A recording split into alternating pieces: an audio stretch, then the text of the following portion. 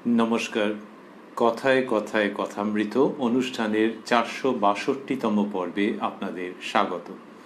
আপনারা এই অনুষ্ঠান দেখছেন প্রাণারাম বাংলা ইউটিউব চ্যানেলে, যেখানে সপ্তাহের প্রত্যেক দিন সম্প্রচারিত হয় এই কথায় কথায় কথামৃত অনুষ্ঠানটি। শুরুর সময় থাকে রাত্রি 9টা, আর কোষ্ঠীপাথর প্রাণারাম ইউটিউব চ্যানেলে প্রত্যেক সপ্তাহের শনিবার সম্প্রচারিত হয় শ্রী শ্রী মায়ের কথা। শুরুর সময় থাকে সন্ধে 6টা। এই অনুষ্ঠানে শ্রী শ্রী রামকৃষ্ণ কথামৃততে আজকে আমরা প্রবেশ করব নতুন একটি দিনে।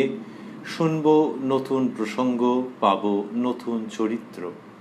প্রবেশ করব শ্রী শ্রী রামকৃষ্ণ কথামৃততে, যার সূচনায় কথামৃতকার শ্রীযুক্ত মহেন্দ্রনাথ গুপ্ত বা শ্রীম বা মাস্টার মহাশয় উদ্ধৃত করেছেন, তব কথামৃতং তপ্ত জীবনং কবিভিরীড়িতং কল্মষাপহং শ্রবণমঙ্গলং শ্রীমদাততং ভুবি গৃণন্তি ये ভূরিদা জনাঃ।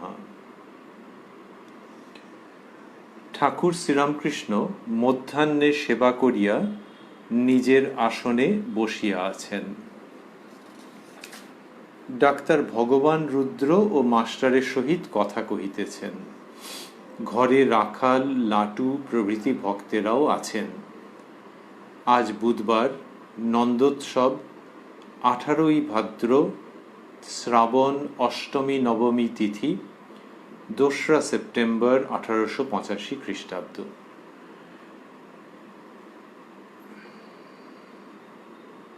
শ্রীরামকৃষ্ণের অসুখের সূচনা হয়েছে, সেই জন্য ভক্তেরা প্রায় সর্বদাই চিন্তিত থাকেন এবং বিভিন্ন ডাক্তারবাবুকে ঘুরিয়ে ফিরিয়ে তাঁরা শ্রীরামকৃষ্ণের চিকিৎসার জন্যে নিয়ে আসার চেষ্টা করেন। তাঁরা আসেন প্রথিতযশা বিভিন্ন ডাক্তারবাবু।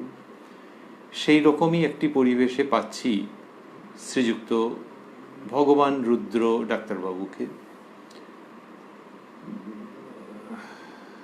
মাস্টারমশাই বা কথামৃতকার শ্রীম বা মহেন্দ্রনাথ গুপ্ত মহাশয় সেই প্রসঙ্গটি উল্লেখ করলেন। তারপরে তিনি লিখছেন, যতটা আমরা শুনেছি, তারপরে ঠাকুরের অসুখের বিষয়ে সমস্ত ডাক্তার শুনিলেন। ঠাকুর নিচে মেঝেতে আসিয়া ডাক্তারের কাছে বসিয়াছেন। শ্রীরামকৃষ্ণ: দেখো গা, ঔষধ সহ্য হয় না, ধাত আলাদা। ডাক্তারবাবুর সঙ্গে একান্ত আলাপচারিতা যেন শ্রীরামকৃষ্ণের। বলছেন ঔষধ সহ্য হয় না, ধাত আলাদা। এমনিতে ধাত এক একজনের এক এক রকম বলা হয়, তো বেসিক কনস্টিটিউশন, সেরকমভাবেই শ্রীরামকৃষ্ণ কতকটা বললেন যে ঔষধ সহ্য হয় না। তারপরে তাঁর যেটা ধাত, তাঁর যেটা স্বভাব, সেইটির সম্পর্কে কি অভাবনীয় প্রসঙ্গ আসছে ডাক্তারবাবুর কাছে। তিনি বলছেন, আচ্ছা, এটা তোমার কি মনে হয়? টাকা ছুঁলে হাত এঁকে বেঁকে যায়, নিঃশ্বাস বন্ধ হয়ে যায়। আর যদি আমি গিরো বাঁধি, যতক্ষণ না গিরো খোলা হয় ততক্ষণ নিঃশ্বাস বন্ধ হয়ে থাকবে। গিরো মাস্টারমশাই বন্ধনীর মধ্যে দিয়েছেন গ্রন্থি। আমরা অনেক সময় বলি গিঁট বা গেঁট। তাহলে গিরো বাঁধলে তিনি বলছেন যতক্ষণ না গিরো খোলা হয় ততক্ষণ নিঃশ্বাস বন্ধ হয়ে থাকবে। এইটা যে শ্রীরামকৃষ্ণের ভাব, এ ভারী অদ্ভুত, কিন্তু তার এরকম কতকগুলি ছিল। আর এখানে দেখতে পাচ্ছি যে ডাক্তারবাবুর কাছে তিনি সেই প্রসঙ্গটি করছেন। এই যে গিরো বাঁধলে বা গেঁট দিলে নিঃশ্বাস বন্ধ হয়ে যাচ্ছে, তার মানে ওর সেই ধাতের সঙ্গে এটা মিলছে না। কেন মিলছে না? ধাতের সঙ্গে না মেলার কারণটা কি? গ্রন্থি একটার সঙ্গে আরেকটা বদ্ধ করে দিচ্ছে, একটার সঙ্গে আরেকটাকে যুক্ত করে রাখছে, এবং সেটা লৌকিক অর্থে। এইখানে শ্রীরামকৃষ্ণের মন নিতে চাইছে না সেটাকে। উনি যারা সাধু হবেন তাদেরকেও বলতেন এরকম, গিরো না দিতে বা গেট না দিতে। তালা চাবি সেইটা না লাগানো, এইটা ঠাকুরের স্বভাবের মধ্যে ছিল। তা এই যে তো একটার সঙ্গে আরেকটাকে যে গেট দেওয়া হচ্ছে, তাতে কি এমন আসক্তির প্রসঙ্গ? কিন্তু ওইটাই, ধাত এক এক রকম, আর কিসের সঙ্গে কিছুকে যুক্ত করে দেওয়া হচ্ছে, বেঁধে দেওয়া হচ্ছে। কিন্তু সকলেই তো মুক্ত হতে চায়। মুক্তি মানুষের নিজস্ব স্বরূপ, নিজস্ব আকাঙ্ক্ষা। সেই জন্যে কোনো রকমের বন্ধন, সেটা যত সূক্ষ্মই হোক না কেন, মনকে অন্যরকমভাবে আলোড়িত করছে, মনের মধ্যে আপত্তি উত্থাপিত হচ্ছে। অন্যদিক থেকে ভাবতে গেলে এটা কিন্তু খুব স্বাভাবিক, মানে অনুমান করা যায়। সবাই এই অবস্থা হবে না, কিন্তু হওয়াটা, তার যে কার্যকারণ, সেটা তো কিছুটা বুঝতে পারা যায়। কিরকম, যে যখন কোনো একটা জিনিস ভাবতে অসুবিধে আছে, যিনি নিজে স্বাধীন চেতা ধরা যাক, তিনি যদি কাউকে দেখেন পরাধীন, তাহলে তার কষ্ট হবে না? ধরা যাক কেউ কারো দাসত্ব করছে এবং খুব কষ্টের জীবন, সেই দাসত্বের, এমনি দারিদ্র একরকম, আর দাসত্বজনিত কষ্ট, তখন যিনি স্বাধীন চেতা, তার একবারে ভীষণ লাগবে ওটা। তা কই তার নিজের কোনো ক্ষতি হয়েছে নাকি? তা নয়, কিন্তু মনের দিক থেকে নিতে পারছেন না ওটা। এমনকি কারো কারো হয় যে খাঁচায় পাখি দেখলে কষ্ট হয়, দাসত্ব, বন্ধন। ওই ভাবনাটাই যখন খুব সূক্ষ্ম স্তরে যাচ্ছে, তখন কে আটকাবে? আটকাবার কোনো উপায় নেই। আটকাবেই বা কেন? শ্রীরামকৃষ্ণের ক্ষেত্রে ওই সূক্ষ্ম স্তরে গিয়ে দেখা যাচ্ছে যে একটার সঙ্গে একটাকে গেঁট দেওয়া হচ্ছে, বেঁধে দেওয়া হচ্ছে, বন্ধন, এইটাতে অসুবিধে হচ্ছে, মন নিতে চাইছে না। তাহলে এই যে সামাজিক বন্ধন বলা হয়, সমাজ যদি এলোমেলো হয়ে যায়, যদি ডিসইন্টিগ্রেটেড হয়ে যায়, তাহলে তো খুব সেটাকে বলা হয় যে অনাকাঙ্ক্ষিত। সেটা অন্য অর্থে যে বিভেদ, তার থেকে মনোমালিন্য, তার থেকে দ্বন্দ্ব যখন তৈরি হয়ে যাচ্ছে, তখন সেটা বাঞ্ছিত নয়, অনাকাঙ্ক্ষিত। কিন্তু এমনিতে সমাজের মধ্যে যে বন্ধনটা থাকে, তাহলে সেই বন্ধনটা ঠিক আছে, সমাজ চলবার জন্য বন্ধন, কিন্তু যিনি ঈশ্বরীয় পথে এগোচ্ছেন, তখন তিনি ওই বন্ধন মুক্তির একটা স্বাদ পেতে চান। সেই বন্ধন মুক্তি মানে সমাজের মধ্যে বিপর্যয় সৃষ্টি নয়। সমাজ সমাজের মতো রইল, কিন্তু একজন ওইটির সঙ্গে আসক্তির বন্ধনে আর জড়ালেন না। এর ফলে পুরো সমাজ দেহে কোনো আলোড়ন তৈরি হচ্ছে না, কোনো বিপর্যয় তৈরি হচ্ছে না, কিন্তু এই ব্যক্তি নিজেকে আস্তে আস্তে ওখান থেকে সরিয়ে নিতে চাইছেন। অন্তত মানসিকভাবে সরিয়ে যে নেবেন, তার স্বাধীনতা তো তার থাকতে হবে। এইটা যখন খুব বেশি রকমের হচ্ছে, সূক্ষ্ম জায়গায় গিয়ে দেখা যাচ্ছে যে কারুর সঙ্গে কারুর আসক্তির যে সম্পর্ক, সেইটাকে মন নিতে চাইছে না। এবং সেখানেই শ্রীরামকৃষ্ণের সম্ভবত এই রকম ধাত, যে গিরো দেওয়া সহ্য হচ্ছে না। আর যদি আমি গিরো বাঁধি, যতক্ষণ না গিরো খোলা হয়, ততক্ষণ নিঃশ্বাস বন্ধ হয়ে থাকবে। এরকম নিঃশ্বাস বন্ধ হয়ে যাওয়া, তার মানে এমনিতে বায়োলজির দিক থেকে বলা হয় যে রিফ্লেক্সের মধ্যে ওটা এসে গেছে। কিন্তু সেগুলো তো একটা কথা, সত্যি সত্যি যে ওটা হচ্ছে, এটা শ্রীরামকৃষ্ণের ক্ষেত্রে ভারী অদ্ভুত। যে শরীর ওইটা নিতে চাইছে না, কোনোভাবে ওটা নিতে চাইছে না। এমনিতে অনেক সময় বলা হয় যে এই ধরনের লোকের না সঙ্গ সহ্য করতে পারি না। সঙ্গ সহ্য করতে পারি না মানেটা কি? মানে হচ্ছে যে তার সঙ্গে কথা বলা যায় না, আর একটা কোনো অনুষ্ঠান বাড়িতে গিয়ে দেখছি যে সেই ব্যক্তি কথা বলে যাচ্ছে, উফ যা বলে না, যাচ্ছে তাই রকমের, ভাল লাগে না, ওর উপস্থিতিই ভাল লাগে না। এই যে কোনো একটা উপস্থিতি ভালো লাগছে না, তার মধ্যে যদি বৈরিতা না থাকে, আমরা সেইটা ধরছি যে তিনি হয়তো খুব বিষয়ের কথা বলেন, আর একজন মানুষের বিষয়ের কথা শুনতে ভালো লাগে না, তাহলে তার উপস্থিতি মাত্রে এর অসুবিধে হচ্ছে। ওই লোকটির মঙ্গল হোক, কিন্তু ওই যা বলে ওগুলো শুনতে ভালো লাগছে না, ঘোর বিষয়ী। এইটা যখন উপস্থিতি সহ্য হচ্ছে না, তাহলে কত সূক্ষ্মভাবে সেটা হতে পারে। শ্রীরামকৃষ্ণের ক্ষেত্রে হচ্ছে যে ওই সহ্য হচ্ছে না, সহ্য হচ্ছে না, এবং তখন যখন কেউ হচ্ছে যে কেউ খুব বিষয়ের কথা বলছেন, আরেকজনের সহ্য হচ্ছে না, তখন তিনি কি করবেন? তিনি হয়তো একটা একটা কিছু কাজ আছে বলে বা যে করে হোক ওখান থেকে হয়তো উঠে এলেন, যে ওই লোকটির ক্ষতি চাই না, তাকে জোর করে আমি চুপ করাতেও চাই না, কেনই বা চুপ করাবো? তাহলে উপায় কি? উপায় হচ্ছে চলে আসবো। চলে আসা মানে হচ্ছে একটা শারীরিক ক্রিয়া। চেয়ার থেকে উঠে পড়তে হলো, হাঁটতে হলো, একটা শারীরিক ক্রিয়া। তো ঠাকুরের ক্ষেত্রে হচ্ছে শারীরিকভাবে ওই প্রভাবটা পড়ছে, এবং সেখানে শ্বাস বন্ধ হয়ে যাচ্ছে, ততক্ষণ নিঃশ্বাস বন্ধ হয়ে থাকবে, এতটাই কষ্ট হচ্ছে। তাহলে ওই ব্যক্তির, ধরা যাক যে ঘোর বিষয়ী লোকের উপস্থিতি মাত্র একটা অসুবিধে হচ্ছে, এই অসুবিধেটাই যখন ম্যানিফোল্ড হয়ে যাচ্ছে, বহুগুণ বর্ধিত হয়ে যাচ্ছে, তখন হচ্ছে যে নিঃশ্বাস বন্ধ হয়ে যাচ্ছে, ততক্ষণ নিঃশ্বাস বন্ধ হয়ে থাকবে, শ্রীরামকৃষ্ণ এটি বলছেন। এবং তখন তাকে শারীরিকভাবে কিছু করতে হচ্ছে, এবং সেটা হচ্ছে যে গেট খুলে দিতে হচ্ছে, গিরো খুলে দিতে হচ্ছে। এইটা শ্রীরামকৃষ্ণের অবস্থা। আমরা বায়োলজি থেকে কিছু কথা ধার নিয়ে নিয়ে এটাকে বর্ণনা করতে পারি, কিন্তু কে কাকে অনুসরণ করে?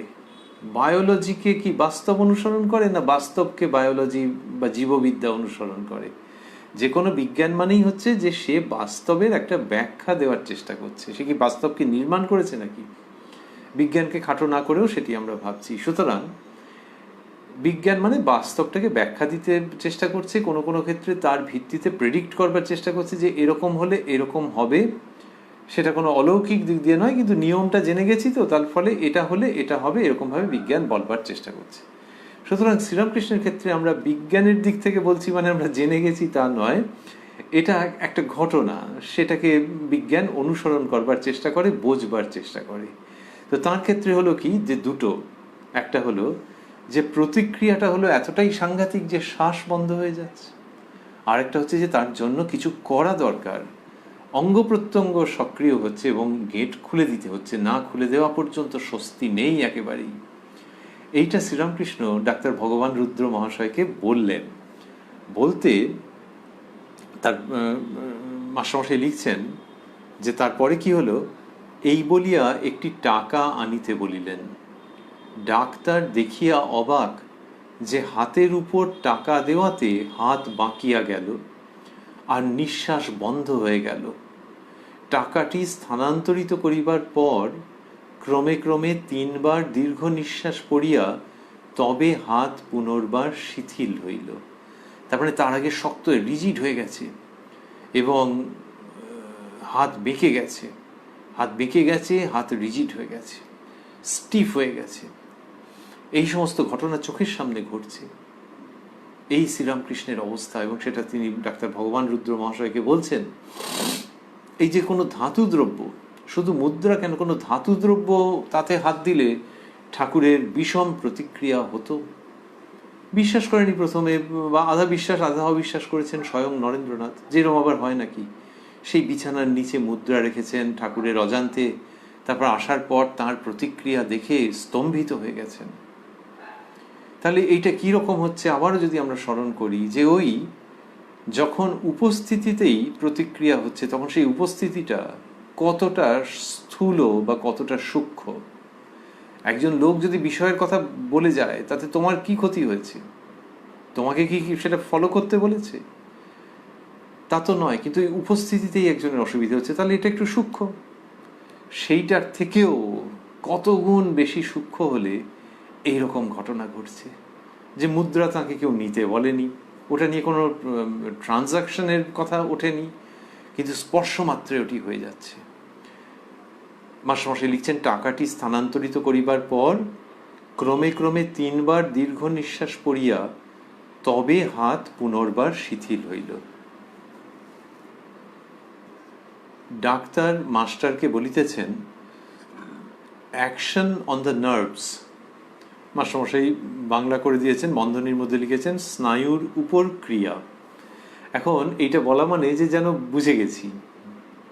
ডাক্তারবাবু বিজ্ঞানের মানুষ, বিজ্ঞানের প্রতি শ্রদ্ধাশীল, সেই জায়গা থেকে কতকটা বলেছেন যে অ্যাকশন অন দ্য নার্ভস, যে স্নায়ুর ওপরে প্রতিক্রিয়া হচ্ছে, তার মানে ভাবনা চিন্তা সেটা স্নায়ুকে এরকমভাবে প্রভাবিত করছে, এইটা বলছেন। কিন্তু সেইটা কি জানা আছে? পুরো বিদ্যাটা জানা তো নেই, সেটা পুরো বিদ্যা জানা নেই, তার খুঁটিনাটি জানা নেই। যে স্নায়ুর উপরে কি করে ওরকম প্রভাব বিস্তৃত হতে পারে যাতে এই ঘটনা ঘটছে। কিন্তু এটা একটা চেষ্টা যে কতগুলো পরিচিত শব্দ দিয়ে ওরকম বলে দেওয়া, কিন্তু ওই বিজ্ঞান তো অজানা। ডাক্তারবাবু তার মতো বলেছেন। তারপর ঠাকুর আবার কথা বলছেন, মাস্টারমশাই লিখছেন, ঠাকুর আবার ডাক্তারকে বলিতেছেন, আরেকটি অবস্থা আছে, কিছু সঞ্চয় করবার জো নাই। শম্ভু মল্লিকের বাগানে একদিন গিয়েছিলাম, তখন বড় পেটের অসুখ।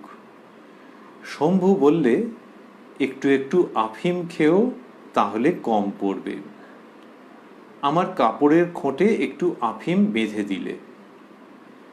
যখন ফিরে আসছি ফটকের কাছে কে জানে ঘুরতে লাগলাম, যেন পথ খুঁজে পাচ্ছি না। তারপর যখন আফিমটা খুলে ফেলে দিলে তখন আবার সহজ অবস্থা হয়ে বাগানে ফিরে এলাম। এই প্রসঙ্গ শ্রীরামকৃষ্ণের জীবনে খুবই পরিচিত, সেটির কথা তিনি বলছেন। এবং সেখানে কি বলছেন? সেখানে বলছেন যে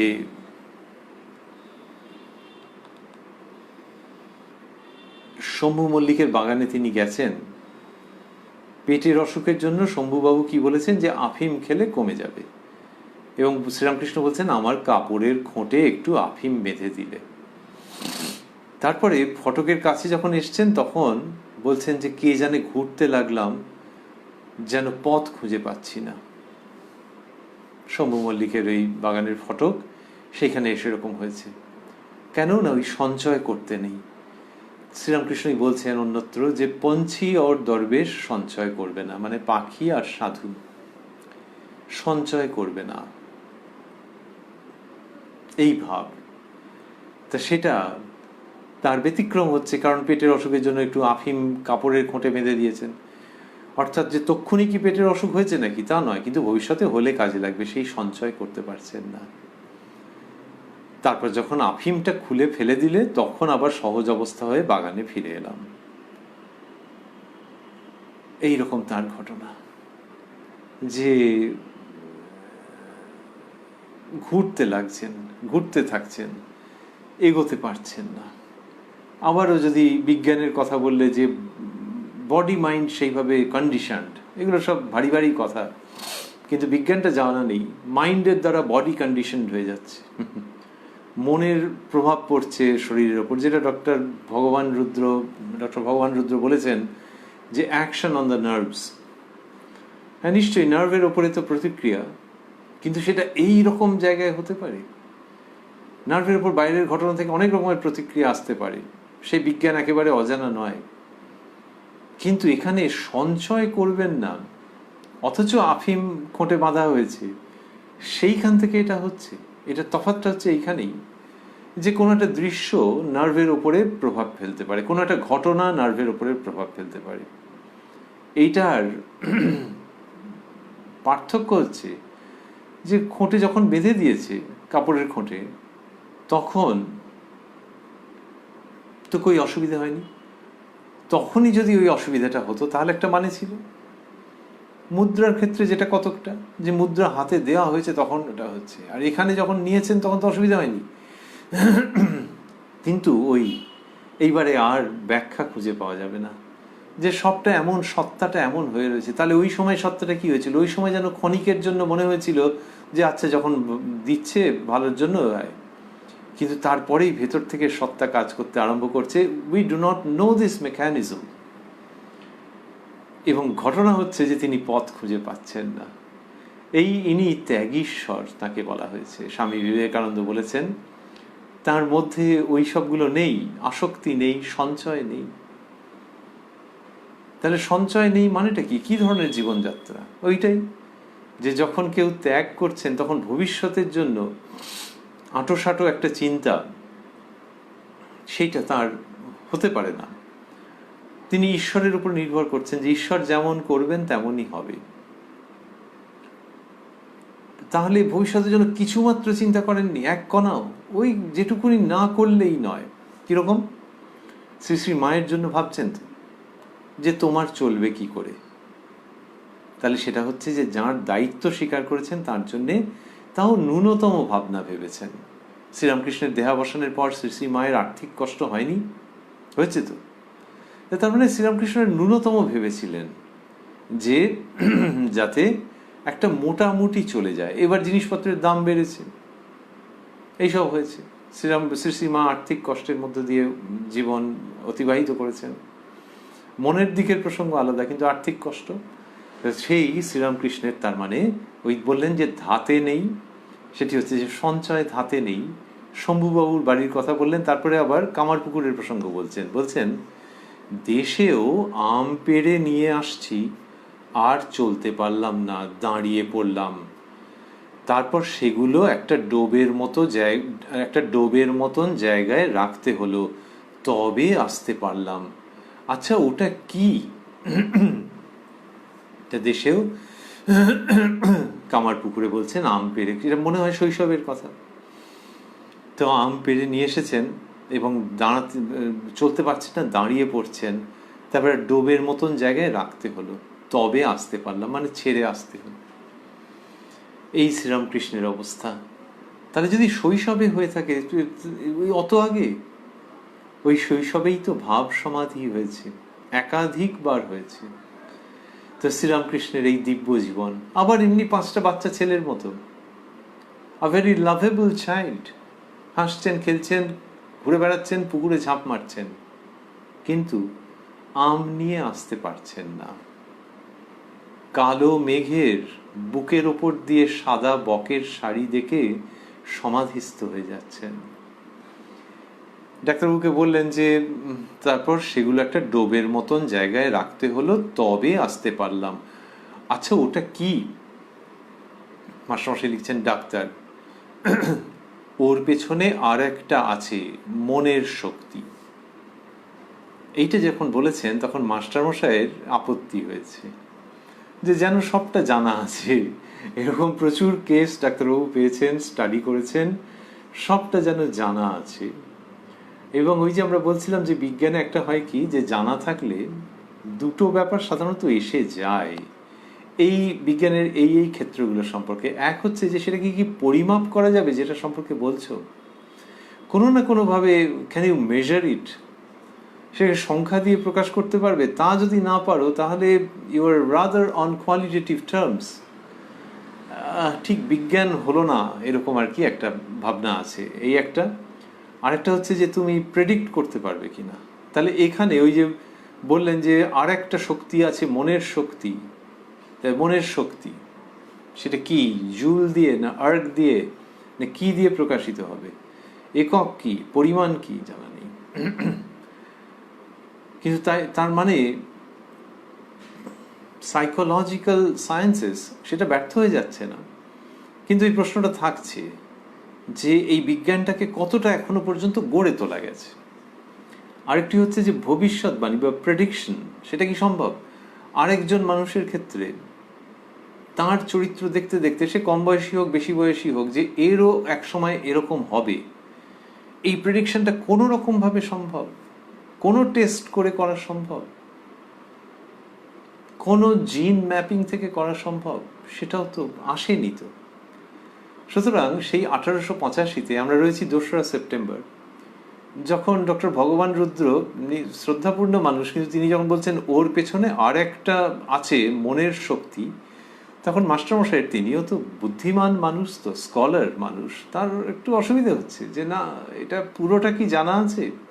কিন্তু কি সুন্দর একটা ভদ্র উক্তি করছেন মাস্টারমশাই, আবার নিজের নামটাকে আরেক প্রস্ত গোপন করে বলছেন মণি। লিখছেন তিনি, এই মণি মানে মণি। আবার আমরা ভাবছি যে মণি অন্য কেউ নন, তাহলে তো মাস্টারমশাই লিখতেন, কেন গোপন করতে যাবেন, যেহেতু ভক্তদের পরিচয় দিয়েছেন। এই মণি ঘুরে ফিরে আসেন কথামৃতের মধ্যে, সেটা আমরা আগে দেখেছি। এখানে লিখছেন মণি। ইনি বলেন, ঠাকুরের কথা বলছেন, ইনি বলেন এটি ঈশ্বরের শক্তি, আপনি বলছেন মনের শক্তি। ঈশ্বরের শক্তি সেদিনকে বলেছিলেন কথামৃত রচনার সময়, বন্ধনীর মধ্যে লিখেছেন গড ফোর্স, আর আপনি বলছেন মনের শক্তি, তারপর বন্ধনীর মধ্যে লিখেছেন উইল ফোর্স। তাহলে এই যে উইল ফোর্স বলছেন, আপনি তো পুরো বিজ্ঞানটা জানেন না, বা এখনো পর্যন্ত সেই বিজ্ঞান প্রতিষ্ঠিত নয়। তাহলে যার হচ্ছে তিনি কি বলছেন সেটাও একটু শোনা যাক। তিনি বলছেন এটি ঈশ্বরের শক্তি। এখন কেউ যদি বলেন যে মাস্টারমশাই ঈশ্বরের শক্তি বলছেন, তাহলে ঈশ্বরের শক্তি কি তিনি পরিমাপ করে ফেলেছেন, না তিনি সেটা নিয়ে প্রেডিক্ট করতে পারবেন? সেখানে হচ্ছে যে মাস্টারমশাইয়ের বক্তব্য, যে দৃষ্টিটা ওই দিকে উন্মোচিত করে দেওয়া যাক, উন্মোচন করা যাক ওই দৃষ্টির, যে যেখানে উইল ফোর্স ইত্যাদি বলা মানে ভাবছি যে সব শিখে গেছি, জেনে গেছি, তা নয়, এখন অনেকটা যেতে বাকি। আর তাই অনেক কথা শুনতে বাকি, অনেক অভিজ্ঞতাকে শ্রদ্ধার সঙ্গে গ্রহণ ও বিশ্লেষণ করা বাকি। এখানে যখন তিনি বলছেন এটি ঈশ্বরের শক্তি, গড ফোর্স, তাহলে সেই ঈশ্বর মানে কে? জগতের নিয়ন্তা, তাঁর ইচ্ছেতেই সব কিছু হয়। তিনি এর ভেতরে রয়েছেন, তাহলে কি তিনি অন্যদের ভেতরে নেই? অন্যদের ভেতরে এটা হচ্ছে না কেন? ওই বিজ্ঞান। শুধু উইল ফোর্স বললে ব্যাপারটা সীমাবদ্ধ হয়ে যাচ্ছে। এই ব্যক্তির ইচ্ছে, এটাকে আমরা হলিস্টিক্যালি দেখতে পারবো না, যে সমগ্র জগতের সঙ্গে মিলিয়ে দেখতে পারবো না? এখন বিজ্ঞান যে অবস্থায়, সেখানে হলিস্টিক্যালি না দেখলে কোনো মানেই হয় না, যে সবটার সঙ্গে মিলিয়ে না দেখলে ইউ আর মিসিং সামথিং। তাহলে উইল ফোর্স যখন বলা হচ্ছে, তখন তো কেমন যেন একটা বিচ্ছিন্ন ব্যাপার বলে মনে হচ্ছে। It sounds local. Now come on, let us talk about things global. এবং সেইখানে মাস্টারমশাই বলছেন, ইনি বলেন এটি ঈশ্বরের শক্তি, আপনি বলছেন মনের শক্তি।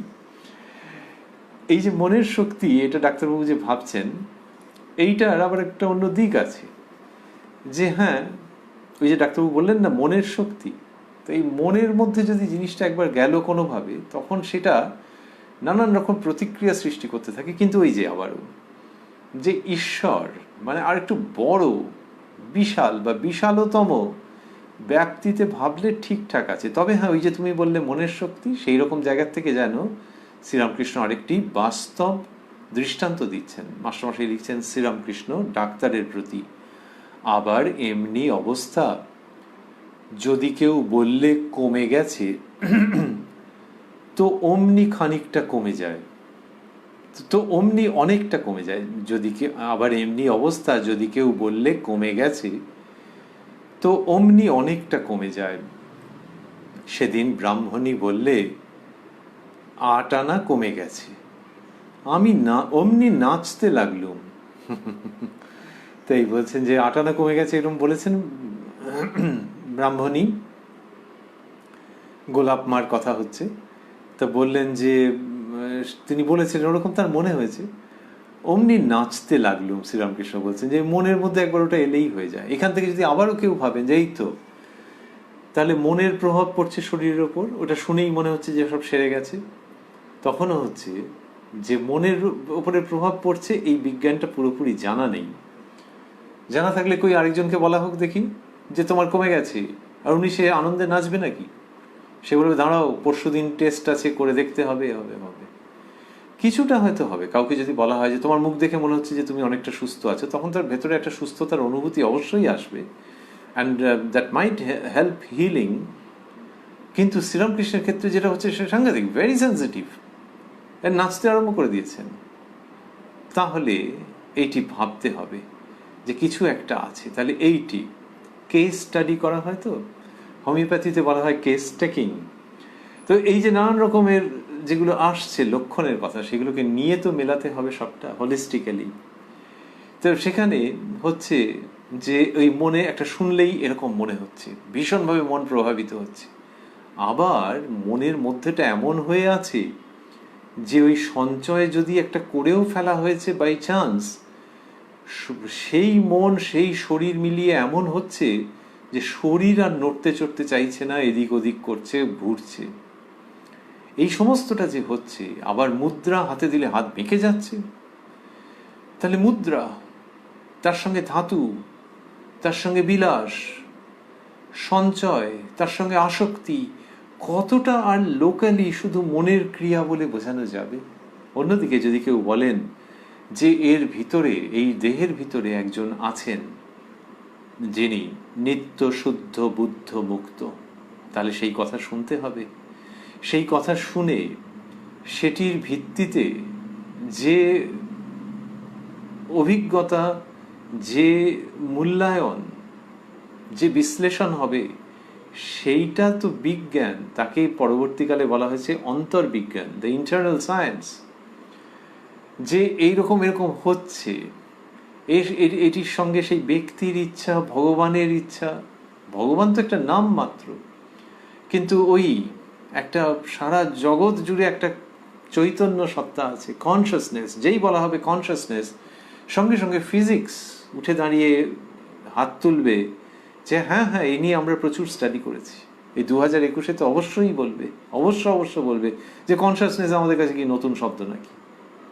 বেশ কিছু কাল ধরে আমরা এই নিয়ে স্টাডি করছি।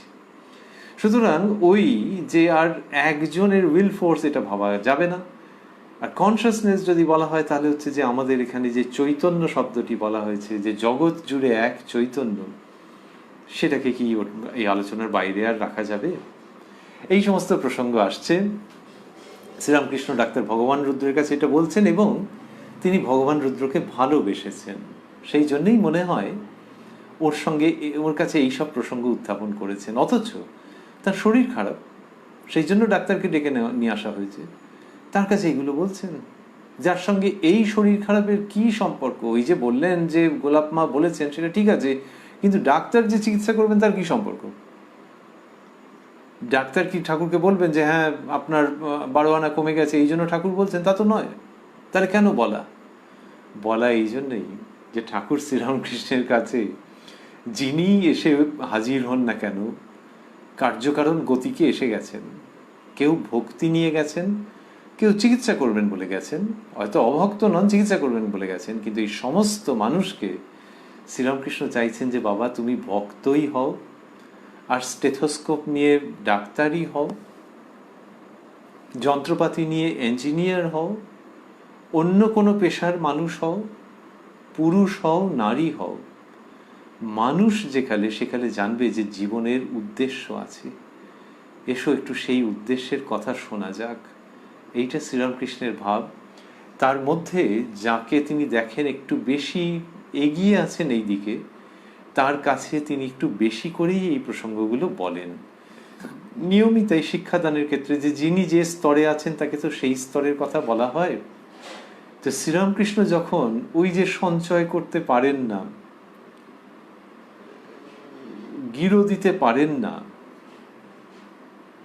এই সব প্রসঙ্গ বলছেন, তার মানে হচ্ছে যে তিনি কিন্তু তাঁর ওই ডাক্তারের কাছে এই ধর্মের কথা বলছেন এই পেশেন্ট অ্যাপারেন্টলি। ডাক্তারকে উনি, আর ইনি আসলে ভবরোগ বৈদ্য। তো সেই জন্য ডাক্তারবাবুর পেশাকে আমাদের শ্রদ্ধা, সম্মান, নমস্কার। কত মানুষকে তিনি নিশ্চয়ই আরোগ্য করেছেন, কিন্তু আমরা ভাবছি যে তিনি সম্মুখীন যার, তিনি ভবরোগ বৈদ্য।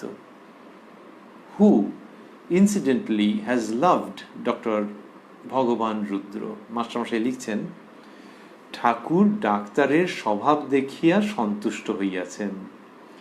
তিনি ডাক্তারকে বলিতেছেন, তোমার স্বভাবটি বেশ, জ্ঞানের দুটি লক্ষণ, শান্ত স্বভাব আর অভিমান থাকবে না। তা বললেন যে জ্ঞানের দুটি লক্ষণ, শান্ত স্বভাব আর অভিমান থাকবে না। এরকম প্রসঙ্গ আগেও আমরা পেয়েছি, যে শান্ত স্বভাব, তিনি কিছুতে বিচলিত হন না। আর অভিমান মানে এটা অহংকার অর্থে, যে অহংকার থাকবে না। অহংকার চলে গেল কি করে? জ্ঞানের সঙ্গে সঙ্গে ওটা হয়, ওরকমই হয়। অনেকে বলে না যে অমুক জায়গায় যদি থাকে তাহলে লোকে ফর্সা হয়ে যায়। ওই যে আমাদের ওই আত্মীয়, কি কালো রং ছিল, তারপর চিনতে পারছি না, সেখান থেকে 3 বছর থেকে তারপরে সেই রকম জ্ঞানের রাজত্বে যদি কেউ যায়, জ্ঞান বলতে শ্রীরামকৃষ্ণ বোঝান যে অধ্যাত্ম ভাব। জ্ঞান মানে ওই ভক্তি পথেও তো তাই। ভক্তি পথে যখন একটা সম্যক নলেজ হচ্ছে এই জগৎ, জীবন এবং নিজের অস্তিত্ব সম্বন্ধে, তাকেই বলা হচ্ছে জ্ঞান। তো সেটা যখন হচ্ছে, তখন ওই রাজত্বে থাকলে ফর্সা হয়ে যাচ্ছে। কিরকম না, ওই যে মলিন সংস্কারগুলো ছিল সেগুলো চলে যাচ্ছে। কোনটা? ওই অশান্ত ভাব যেটুকুনি মনের মধ্যে ছিল, আর কি নিরানন্দ ভাব, এইগুলো চলে যাচ্ছে, অহংকারের ভাব এগুলো চলে যাচ্ছে। বলছেন শান্ত স্বভাব আর অভিমান থাকবে না। তাহলে অশান্ত ভাব, অভিমান থাকা, ওই অমলিন, ওই মলিন ভাবগুলো চলে যাচ্ছে, গিয়ে ভেতরে ভেতরে তার আধ্যাত্মিক সৌন্দর্য বিকশিত হয়ে উঠছে। এই শান্ত স্বভাব আর অভিমান থাকবে না। তাহলে অভিমান থাকছে না কেন? ওই জগতের এই নিয়ম। আরেকটা হচ্ছে যে তার মধ্যে ক্রমশ এটা আসছে যে নিজের শক্তি সামর্থ্য সীমিত, কিন্তু সীমিত বলে দুঃখ পাচ্ছে না। এই জগৎ কারণ একজন আছেন, নিরাকার বলুক সাকার বলুক। তাহলে সেখানে আবার অহংকার কি করে হবে? এক। দুই হচ্ছে অন্যের সঙ্গে তফাৎ ভাবলে তবেই তো অহংকার হয়। এই অন্যের সঙ্গে তফাৎ বা পার্থক্য বা বৈসাদৃশ্য বা দূরত্ব, তার বোধটা ক্রমশ কমে যাচ্ছে যত কেউ সেই চূড়ান্ত সত্যের দিকে, সেই পরমার্থের দিকে এগোবেন। তখন ব্যক্তিতে ব্যক্তিতে যে পার্থক্য, সেই বোধটা ক্রমশ কমে যাবে। তাহলে আর অহংকার দাঁড়ায় কোথায়? সেই জন্য অভিমান থাকবে না। আরেকটি হলো শান্ত স্বভাব। সেটি অভিমান রাহিত্যের সঙ্গে খুব যুক্ত, যে তিনি বিচলিত হচ্ছেন না। তাহলে কেউ এসে তাকে দ্রুম করে মেরে দিলেও বিচলিত হবেন না? না না, তা তো হবেনি, সেটাকে রোধ করবার চেষ্টা করবেন। কিন্তু দ্রুম করে মেরে না দিলেও লোকে অন্যকে মারতে যায় কত রকমের কারণে, মনে মনে তো মারতে যাই। যে একবার সকালবেলায় বললাম যে গুড মর্নিং, এদিকে তাকিয়ে অন্যদিকে তাকিয়ে চলে গেল, যেন আমায় চেনেই না। তো মনে মনে মনে মেরে দেবো আচ্ছা মতো। কিন্তু সেইটা যত শ্রীরামকৃষ্ণ শেখাচ্ছেন যে জ্ঞানের দিকে কেউ এগোবে, অর্থাৎ অভিজ্ঞতা উপলব্ধি প্রাপ্তির দিকে এগোবে, তত ওই ভাবটা কমে যাবে। কমে যাবে ওই জন্যই যে অভিমান রাহিত্য। আরেকজন ব্যক্তি, তার হয়তো ব্যস্ততা ছিল, তার হয়তো সে হয়তো অন্য কোনো একটা মনোজগতে ছিল, এমনকি সে যদি আমাকে অপছন্দও করে থাকে, তাহলেও আমাকে আরেকটা অপছন্দ দিয়ে ওটাকে কাউন্টার করতে হবে। এটা বড্ড ছেলে মানুষই নয়? তো আমি একই লেভেলে চলে গেলাম, আমি ওটা অ্যাবজর্ব করতে পারবো না যে সে ঠিক মতো রেসিপ্রোকেট করলো না। এটা কম বয়সে, লোকে বলে ছেলে ছোকরা, তো কম বয়সে ওরকম অ্যাকসেপ্ট করা যেত না, এখন বেশি বয়সে ওটাকে অ্যাবজর্ব করতে পারবো না। এইটাই যে অন্য লোককে তার জায়গাটাতে, তার প্রেক্ষিতে রেখে ভাবি না। একজন ব্যক্তি তার ছেলেকে জিজ্ঞেস করলে হয়তো যে কি রে, আজকে কলেজে ক্লাস আছে, মুখের দিকে ফেলফেল করে তাকিয়ে অন্যদিকে চলে গেল। তখন কি সে ভাববে ছেলেকে গিয়ে মারবো? ভাববে যে বোধহয় কোনো একটা চিন্তার মধ্যে আছে, কিন্তু কি দুশ্চিন্তা করছে কে জানে, কি ভাবছে। এই একটা সহানুভূতির ভাব, তাহলে সেটা অন্য লোকের প্রতি অর্পণ করা যাবে না, অন্য লোকের প্রতি প্রয়োগ করা যাবে না। শ্রীরামকৃষ্ণ শেখাচ্ছেন যে যত জ্ঞানের ভাব আসবে তত শান্ত এবং অভিমান রহিত এটা হবে। সেটা ডাক্তার বাবুকে বললেন যে তোমার স্বভাবটি বেশ। 2রা সেপ্টেম্বর 1885-তে তিনি ডাক্তার ভগবান রুদ্র মহাশয়কে বলছেন, কিন্তু কথামৃতের কল্যাণে এই সমস্ত মহাবাণী থেকে যাচ্ছে অগণিত মানুষের জন্য। মণি, এর স্ত্রী বিয়োগ হয়েছে, এর তারপরে মাস্টারমশাই দিয়েছেন বন্ধনীর মধ্যে ডাক্তারের। শ্রীরামকৃষ্ণ ডাক্তারের প্রতি, আমি বলি 3 টান হলে ভগবানকে পাওয়া যায়। মায়ের ছেলের উপর টান, সতীর পতির উপর টান, বিষয়ীর বিষয়ের উপর টান। এই পুরো বাক্যটিকে মাস্টারমশাই স্থূলাক্ষরে দিয়েছেন। মায়ের ছেলের উপর টান, সতীর পতির উপর টান, বিষয়ীর বিষয়ের উপর টান। তো শ্রীরামকৃষ্ণ ডাক্তারবাবুকে এটি বললেন। এটিও আমরা শ্রীরামকৃষ্ণের শ্রীমুখে আগে শ্রবণ করেছি শ্রী শ্রী রামকৃষ্ণ কথামৃততে। সেটি ডাক্তারবাবুকে বলছেন যে মায়ের ছেলের উপর টান। এই 3টে যদি পত্নী বিয়োগের, যে স্ত্রী বিয়োগের প্রসঙ্গে এইটা শ্রীরামকৃষ্ণ বললেন যে এরকম 3টে হলে ভগবানকে পাওয়া যায়। তো সেখানে বলছেন যে মায়ের ছেলের উপর টান, সতীর পতির উপর টান, সতী সাধ্বী স্ত্রীলোক আগেকার দিনে বলা হতো, এখনো তার ইকুইভ্যালেন্ট এক্সপ্রেশন নিশ্চয়ই ভাবা যেতেই পারে। Devoted wife, devout wife, one who admires her husband, নানান রকমভাবে ভাবা যেতে পারে। বিষয়ের উপর টান, এই যে সমস্ত লৌকিক কিন্তু খুব পরিচিত যে জায়গাগুলি, সেগুলির উল্লেখ করা হচ্ছে। উল্লেখ করে বলা হচ্ছে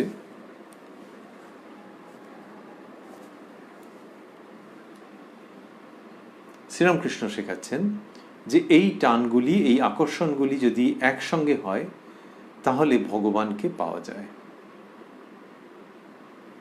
এটি বললেন তিনি। এই যে তিনটে টান, এগুলো লৌকিক দিক দিয়ে পরিচিত, মানুষের খুব রিলেট করতে সুবিধে আছে যে তিনি কি বলতে চাইছেন। এবং অদ্ভুত ব্যাপার, যিনি সর্বত্যাগী তিনি কিন্তু আবার বললেন বিষয়ের উপর টান। তো এটাকে কি পছন্দ করেন? উনি আসক্তি শূন্যতার কথা অবশ্য বলেন, কিন্তু কি সুন্দর একটা চয়ন, যে ওখান থেকে ঠিক ওটাকে তুলে নিয়ে আসা, যে বিষয়কে যেরকম ভাবে ভালোবাসে। টাকা দেখলে চোখ চকচক করে উঠছে।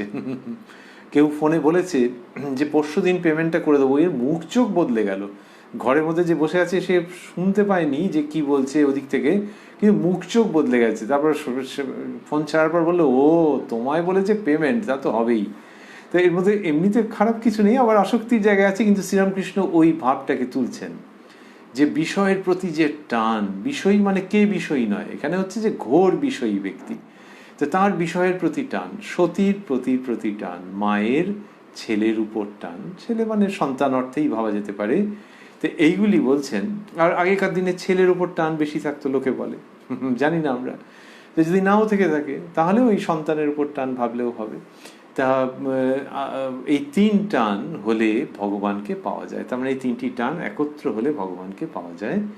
শ্রীরামকৃষ্ণ যেটি বলছেন এর মধ্যে, যেমন এই লৌকিক জায়গাগুলোকে টেনে আনলেন, এগুলোকে চয়ন করে আনলেন, সেটি যেমন আছে, তেমনি খুব একটি ভরসার জায়গা আছে, খুব সদর্থক অধ্যাত্ম প্রসঙ্গ আছে, যে এই তিনটে টান তো সকলেই অল্প বিস্তর জানে, যে ব্যাপারগুলো কি সাংসারিক মানুষের অভিজ্ঞতায় থাকে সাধারণত সবগুলোই। তো এই তিনটে টান নাকি একত্র হলেই ভগবানকে পাওয়া যায়।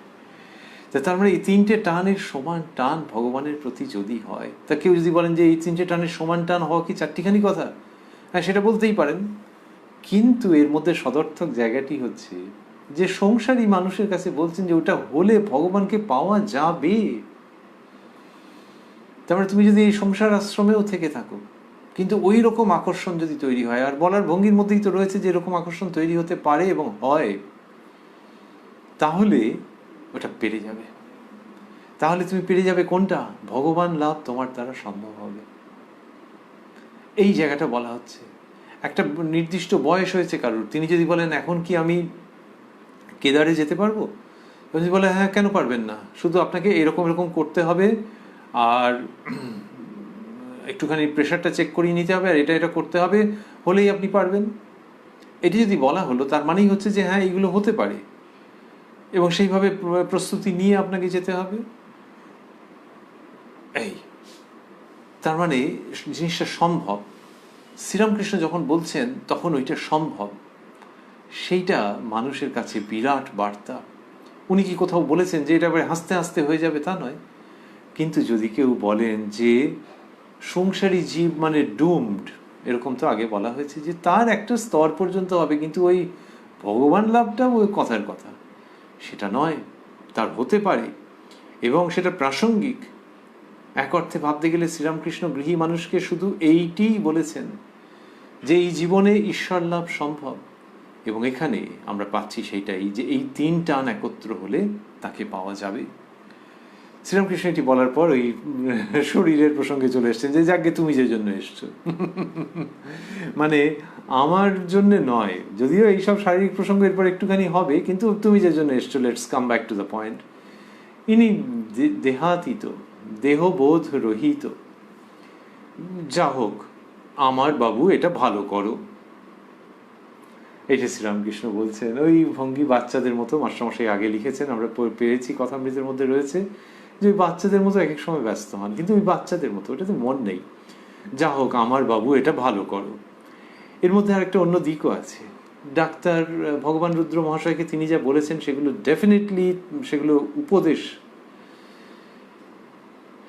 তার মধ্যে ঈশ্বরীয় প্রসঙ্গ রয়েছে। তো তারপরে আবার ডাক্তারকেও তার প্রাপ্য সম্মান দেওয়া, যে এই আমার এটা ভালো করো তুমি, মানে তার যে বিদ্যা সেটার প্রতি একটা শ্রদ্ধার ভাব অন্তর্লীন হয়ে আছে। মাস্টারমশাই তাহলে ঠাকুর বললেন, যা হোক আমার বাবু এটা ভালো করো। মাস্টারমশাই লিখছেন, ডাক্তার এইবার অসুখের স্থানটি দেখিবেন। গোল বারান্দায় একখানি কেদারাতে ঠাকুর বসিলেন। ঠাকুর প্রথমে ডাক্তার সরকারের কথা বলিতেছেন, শ্যালা যেন গরুর জিভ টিপলে ওর কষ্ট হয়েছিল। ভগবান রুদ্রমশাই বলছেন, তিনি বোধহয় ইচ্ছা করে ওরূপ করেন নাই। শ্রীরামকৃষ্ণ, না তা নয়, খুব ভালো করে দেখবে বলে টিপেছিল। এই প্রসঙ্গ হচ্ছে, এটি হয়েই এই 2রা সেপ্টেম্বরের কথামৃত সমাপ্ত হচ্ছে। আমরা রয়েছি উদ্বোধন কার্যালয়ে প্রকাশিত শ্রী শ্রী রামকৃষ্ণ কথামৃতের 913 পৃষ্ঠায়। রয়েছি শ্রীরামকৃষ্ণের পূত সান্নিধ্যে, যেমন স্মরণ করছিলাম 2রা সেপ্টেম্বরের প্রসঙ্গ এখানে সমাপ্ত হচ্ছে।